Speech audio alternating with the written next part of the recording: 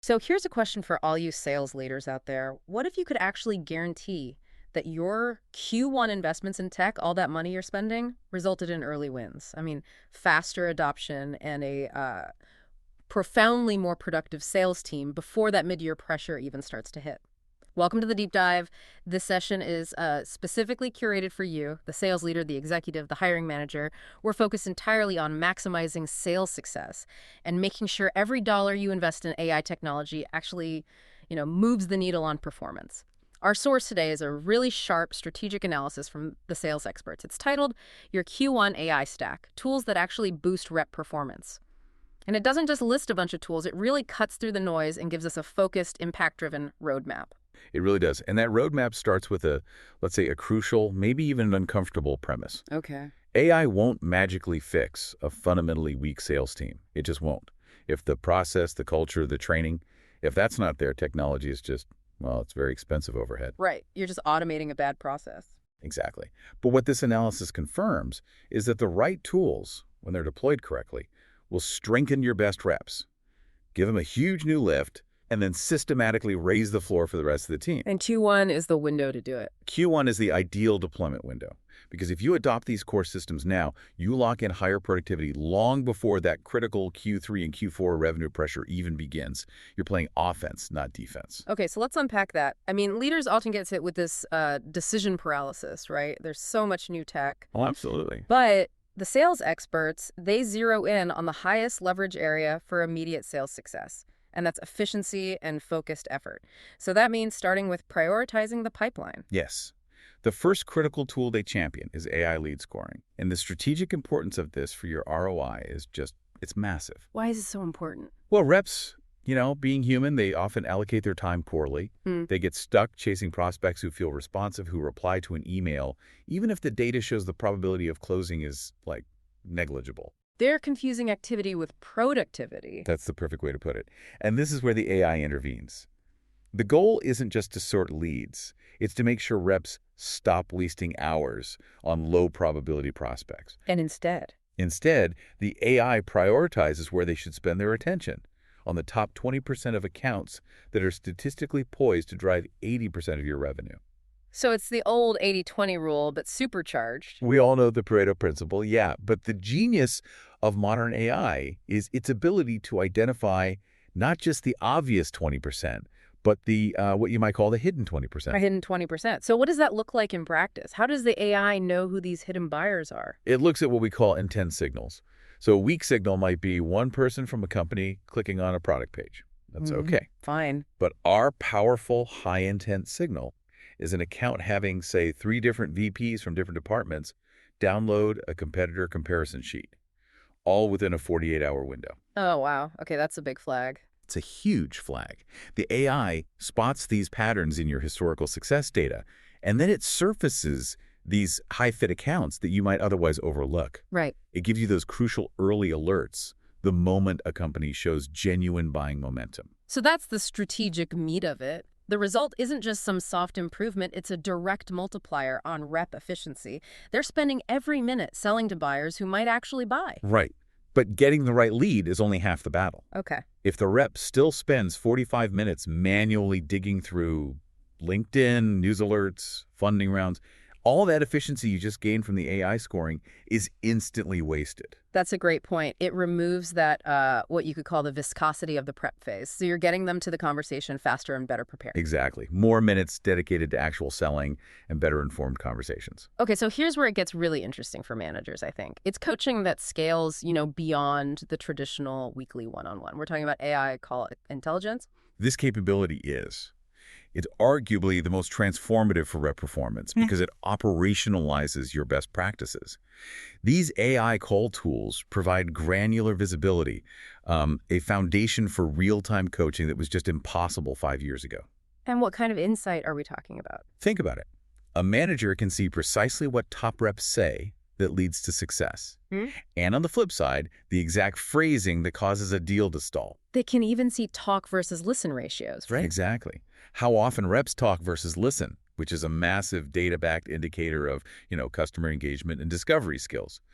And it immediately spots the high friction points for the whole team. Like common objections. Yeah, which specific objections come up the most. So Mm. leadership can standardize responses and objection handling training immediately, not wait for quarterly reviews. That visibility is huge, but I can imagine it might create some friction. I mean, are the sales experts recommending managers use this to coach, or does it risk becoming, a micromanagement tool? That's a really important question.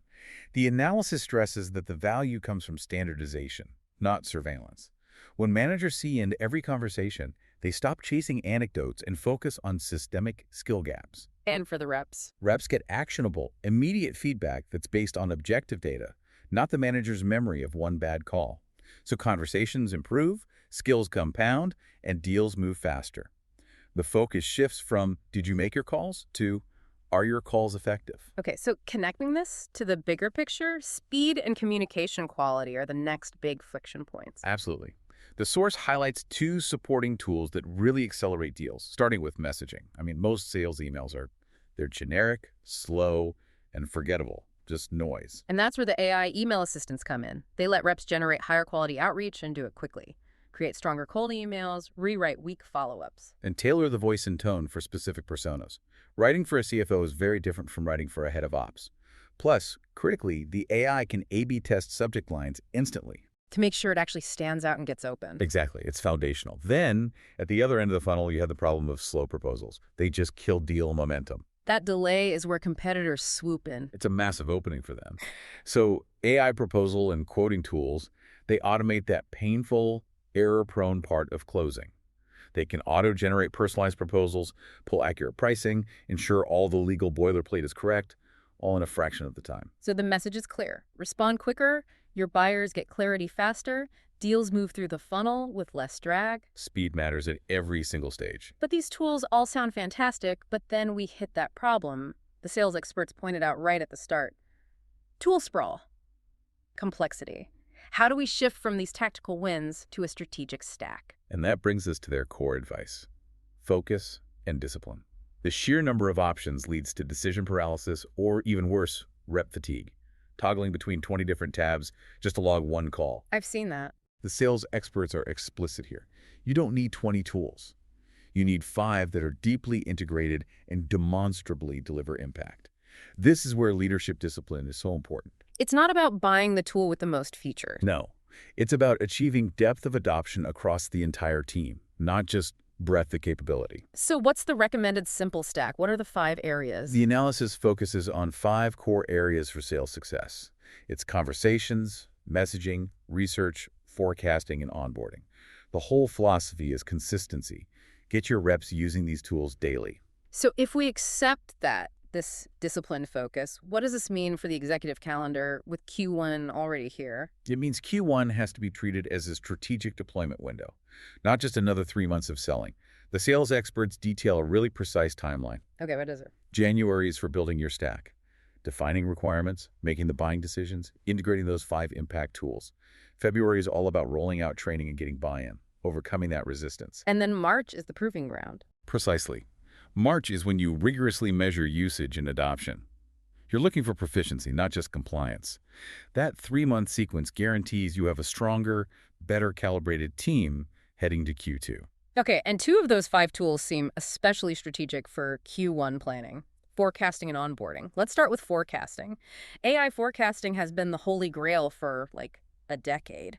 Why trust these new tools? That's valid skepticism. The difference now is the quality of the data. Old systems were based on stage probability, a human judgment. I feel like it's 70%. Right. A gut feeling. Modern AI forecasting is behavioral. It assesses the true health of a deal by looking at data the rep can't hide.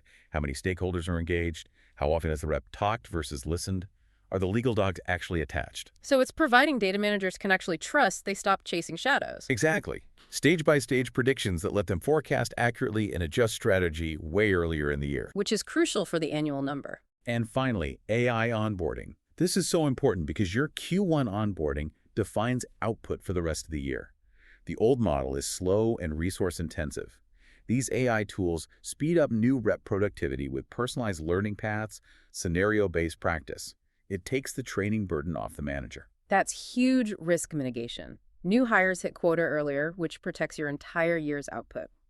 Okay, so to sum up this deep dive, Q1 isn't just another quarter, it's a strategic window. It's your chance to deploy a simple, focused AI stack that measurably improves performance in those 5 key areas.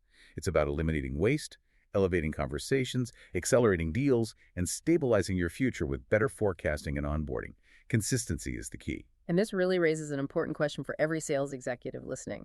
If this focused AI stack is designed to prioritize your high-fit accounts, that 80/20 rule, and to ensure your new hires hit quota earlier, what is the true quantifiable opportunity cost of delaying? What's the cost of waiting until Q2 or Q3? The cost of waiting is paid in lost deals and wasted effort. Every day you wait, your best reps aren't as efficient as they could be, and your new reps are taking longer to ramp. It's a hidden tax on your pipeline. The cost of delay is the waste of effort, the stalling of deals, and the lower productivity of your best reps.